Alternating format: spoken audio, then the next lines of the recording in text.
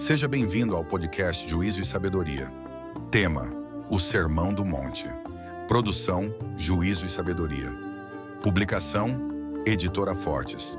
Apresentamos inicialmente o conteúdo bíblico e interpretações, em seguida as reflexões sobre o tema. Capítulo 20. Os falsos profetas e os frutos visíveis. Discernindo com sabedoria e verdade. Mateus 7, 15 a 20. Introdução. Nem todo que fala em nome de Deus é enviado por Deus. Jesus nos adverte que o maior perigo espiritual não está fora das igrejas, mas dentro delas, camuflado em discursos bonitos, aparência piedosa e atitudes aparentemente corretas. Ele nos ensina que o fruto é o termômetro da verdade e que precisamos mais do que sensibilidade espiritual. Precisamos de discernimento prático e vigilância constante. Texto bíblico, Mateus 7, versículos 15 a 20, NVI. Cuidado com os falsos profetas. Eles vêm a vocês vestidos de peles de ovelhas, mas por dentro são lobos devoradores. Vocês os reconhecerão por seus frutos. Pode alguém colher uvas de um espinheiro ou figos de ervas daninhas? Semelhantemente, toda árvore boa dá bons frutos, mas a árvore ruim dá frutos ruins. A árvore boa não pode dar frutos ruins, nem a árvore ruim dar frutos bons. Toda árvore que não produz bons frutos é cortada e lançada ao fogo. Assim, pelos seus frutos vocês os reconhecerão. Análise e interpretação. 1. Cuidado com os falsos profetas. Versículo 15. Jesus começa com um alerta claro e direto. Cuidado! Os falsos profetas se vestem como ovelhas, ou seja, parecem inofensivos.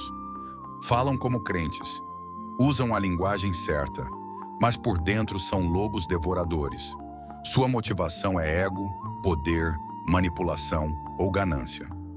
Não são apenas falsos teologicamente, são falsos moralmente e espiritualmente. 2. Vocês os reconhecerão pelos seus frutos. Versículo 16 a 18. Jesus não diz, julguem pela eloquência, ou pela fama, ou pela influência, mas sim pelos frutos. Frutos são os resultados do caráter. Eles incluem atitudes humildes, amor, paz, domínio próprio, fidelidade nas relações, integridade no uso dos recursos, verdade no ensino e coerência na vida. Um espinheiro pode parecer bonito por fora, mas jamais dará uvas. 3. Toda árvore que não produz bons frutos será cortada. Versículos 19 e 20. Jesus encerra com uma advertência severa. A árvore será julgada pelo que produz. A aparência pode enganar por um tempo, mas o fruto revela a raiz. Aqui vemos um chamado ao discernimento, um aviso aos líderes, um convite à autoverificação. A pergunta não é o que você diz, mas o que você está se tornando. Conexões interdisciplinares. Na teologia pastoral, o verdadeiro ministério é fruto do Espírito, Gálatas 5, 22 a 23, não de carisma ou marketing. Na filosofia ética, Aristóteles dizia que o caráter é formado por hábitos. Jesus mostra que o fruto revela a essência moral. Na sociologia da religião, movimentos religiosos crescem em visibilidade, mas nem sempre em verdade. O critério do reino é vida transformada, não popularidade. Aplicações práticas. Avalie os líderes que você segue. O que o fruto da vida deles tem revelado?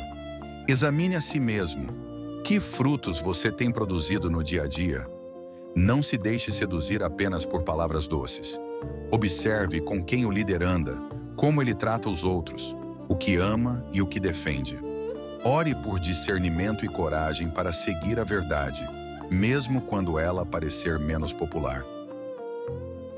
Ilustração. Um grande pregador era admirado por multidões, mas uma criança da igreja disse à mãe: Mamãe, ele fala bonito, mas nunca vi ele brincar com as crianças, nem ajudar ninguém. Aquela criança viu o que muitos adultos ignoravam. O fruto não estava lá. Conclusão. Jesus nos chama a viver com os olhos abertos e o coração alinhado com a verdade. Discernimento espiritual é marca de maturidade. Os falsos profetas podem impressionar por um tempo, mas seus frutos, ou a ausência deles, sempre os denunciarão. E mais, não basta evitar os falsos. É preciso ser uma árvore boa.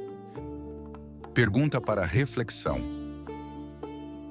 Que tipo de frutos você tem produzido na sua vida, em casa, no trabalho, na igreja? E quais vozes espirituais você precisa reavaliar com os olhos de Jesus?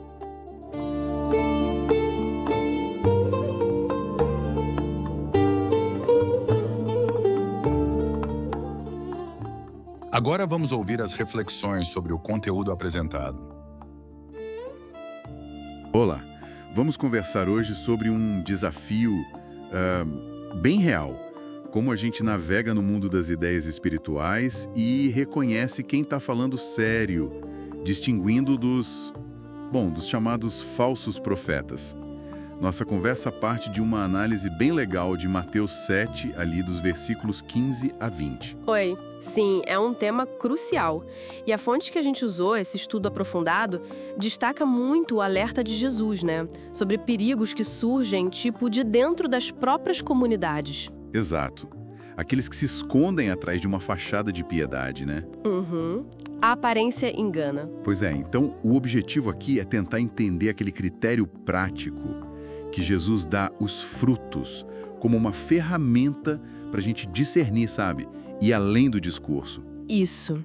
O estudo sugere que não é só a sensibilidade. Precisa de uma certa vigilância. Boa. Vamos então investigar isso melhor? Bora lá. Tudo começa com aquele aviso direto, né? Versículo 15. Cuidado com os falsos profetas. A imagem é forte. Eles chegam como ovelhas falando o que a gente quer ouvir, parecem inofensivos. Mas por dentro são lobos, predadores, né? A motivação é outra. Ego, poder, talvez ganância. Sim, e o estudo ressalta uma coisa importante. Essa falsidade não é só na doutrina, é no caráter, na moral da pessoa. Com certeza. E o fascinante para mim é o critério que vem logo depois, nos versículos 16 a 18. Jesus não fala para olhar para a fama, para a eloquência. Nem para os milagres, né? Não, ele diz, pelos seus frutos vocês os reconhecerão. É bem direto. Tá, mas o que seriam esses frutos, assim, na prática? Como a gente identifica isso no dia a dia? Boa pergunta. Os frutos são, as consequências visíveis do caráter da pessoa. O estudo detalha bem isso.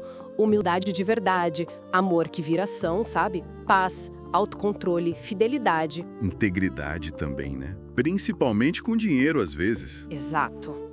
E a coerência, claro. Aquilo que a pessoa ensina tem que bater com o jeito que ela vive. Jesus usa aquela analogia da agricultura, né? Ah, sim. Não dá para colher uva que espinheiro. Nem figo de erva daninha, árvore boa dá fruto bom, árvore ruim, fruto ruim.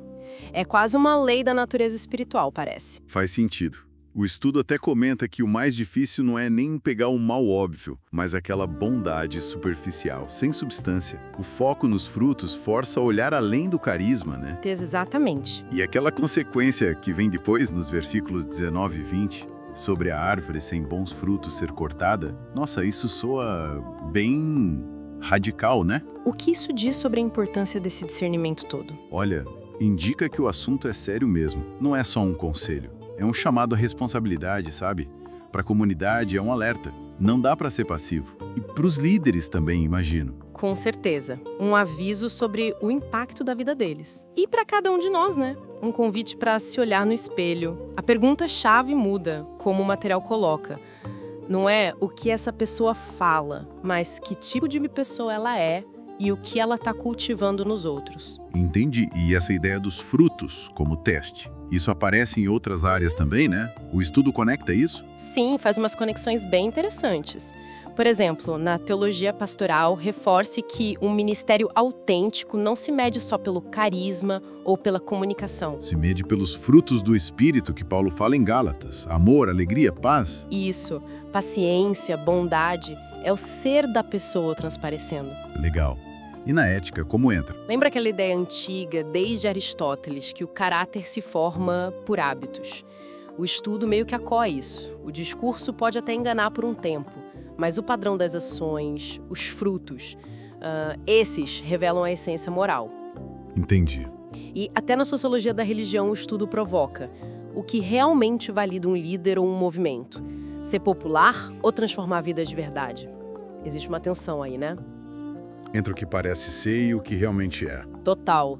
Ok, então entendendo o conceito, a importância, como aplicar isso? O material dá umas dicas práticas? Dá sim. Sugere umas atitudes bem concretas. Tipo, avaliar líderes não só pelo discurso, mas pelos frutos na vida deles, nos relacionamentos. Olhar para si mesmo também, né? Que frutos a minha vida está gerando? Exatamente. Não se deixar levar só pelas palavras bonitas. Observar as ações, as companhias da pessoa, como ela trata os outros, especialmente os mais vulneráveis. E claro, buscar sabedoria, pedir discernimento para enxergar além da superfície. O material até traz aquela ilustração da criança, né? Ah, sim. É marcante, né? Um pregador famoso, todo mundo impressionado, e a criança com aquela simplicidade. Percebe a falta de frutos ali, talvez a falta de um sorriso sincero, de uma interação genuína. Coisas que a eloquência escondia dos adultos, talvez. Mostra como esse critério dos frutos pode ser direto, né? Sem filtro. Exato. No fundo, a mensagem que o estudo tira disso tudo é um chamado de Jesus pra gente viver de olhos abertos, sabe? Com o coração buscando a verdade. Discernir não é ser desconfiado por natureza, mas é sinal de maturidade. Os falsos podem até brilhar, impressionar por um tempo, mas os frutos, ou a falta deles, acabam entregando, né? E o convite final é duplo. Não só evitar o que é falso, mas cada um de nós buscar ser uma árvore boa que dá fruto bom, consistentemente. Então, para fechar, fica essa reflexão, né?